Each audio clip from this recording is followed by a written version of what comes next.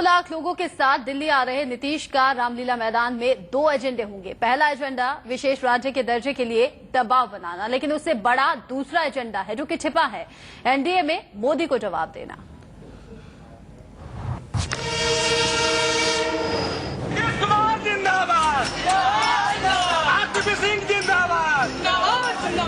दिल्ली तैयार हो जाओ। एक बार फिर पूरा हिंदुस्तान तुम्हारी तरफ टकटकी लगाए हुए है। स्क्रिप्ट लिखी जा चुकी है, रिहर्सल हो चुका है। सबसे बड़े शो का पर्दा उठने ही वाला है। 17 मार्च के दिन दिल्ली में नीतीश के शक्ति प्रदर्शन की तैयारी पूरी हो चुकी है। ठसम ठस भरी ट्रेन पर ट्रेन, खचाखच भरी बसें, टैक्सी, कार, यहां तक कि बाइक भी। नीतीश के दिल्ली कूच में पूरी जेडीयू जी जान से जुटी है। कोई कसर बाकी न रहे, इसके लिए नीतीश के मंत्री संतरी सब दिल्ली में डेरा डाले हैं।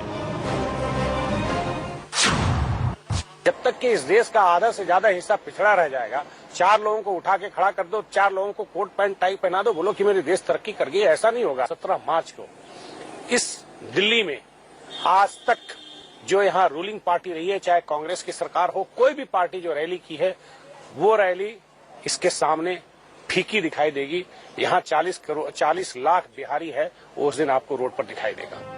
दिल्ली कूच की इतनी बड़ी तैयारी क्यों? कुमार जिंदाबाद। लेकिन बड़ा सवाल है कि दिल्ली कूच की इतनी बड़ी तैयारी क्यों हो रही है? जवाब जो आप सोच रहे हैं सिर्फ वही नहीं, बिहार को विशेष राज्य का दर्जा दिलवाना ही एकमात्र सच नहीं। सूत्र बता रहे हैं कि नीतीश का छिपा एजेंडा है। नीतीश मोदी को अब दिल्ली से करारा जवाब देना चाहते हैं। एक स्टेज में देश के लोग चिंता कर रहे थे कि बिहार का कुछ नहीं हो सकता, उस स्टेट को आज डबल डिजिट ग्रोथ और देश में नंबर 1 प्रदेश बन जाए ग्रोथ में, ये नीतीश कुमार ही कर सकते थे। सवाल यह भी है कि क्यों नरेंद्र मोदी को जवाब देना चाहते हैं नीतीश? जवाब सुनिए। अभी 2 मार्च को दिल्ली आए मोदी ने एक तीर से दर्जन भर शिकार किए, लेकिन आलोचना क्या हो रही है? वो आए तो थे बीजेपी राष्ट्रीय परिषद की बैठक में, लेकिन उन्होंने एक एक कर हिंदुस्तान के हर उस सवाल का जवाब दे दिया जो लोग उनसे सुनना चाहते थे। मुक्ति दिलाए, उम्मीदवार कौन है कौन नहीं, वो भारतीय जनता पार्टी में मैटर नहीं करता है। मोदी ने इशारों इशारों में बता दिया कि अगर दिल्ली की गद्दी उन्हें मिली तो वो क्या करने वाले हैं।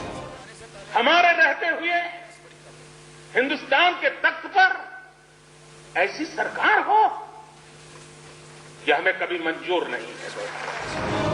मोदी के जोरदार और जबरदस्त भाषण ने कांग्रेस और एनडीए में उनके विरोधियों की बोलती बंद कर दी। लेकिन अब बारी नीतीश की है। बीजेपी को छोड़ दें तो एनडीए में पीएम पद के लिए नीतीश की दावेदारी दूसरे नंबर पर मानी जाती है। अब नीतीश को दिल्ली में बताना होगा कि वो मोदी से किसी मायने में कम नहीं। उन्हें लोगों को दिखाना होगा कि हिंदुस्तान में गुजरात के विकास का मॉडल नहीं, बिहार के विकास का मॉडल चलेगा।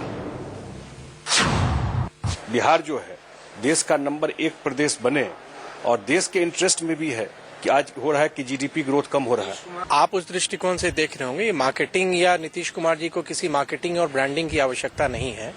और मेरी नजर में आप जैसे अनेकों चैनलों ने उनको देश का सर्वश्रेष्ठ मुख्यमंत्री भी बनाया है, और बिहार के लोगों ने जो जनादेश उनको दिया है आज से 2 वर्ष पूर्व चुनाव में, नीतीश कुमार जी किसी ब्रांडिंग के मोहताज मेरी नजर में नहीं है। नीतीश कुमार जी की शख्सियत बहुत ऊंची है।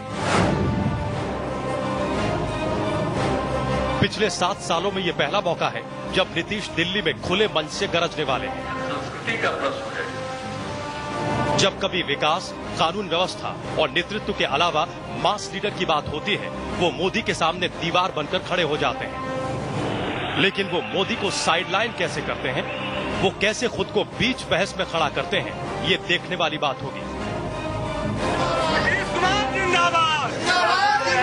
पटना से विनायक के साथ ओम प्रकाश, इंडिया न्यूज, दिल्ली।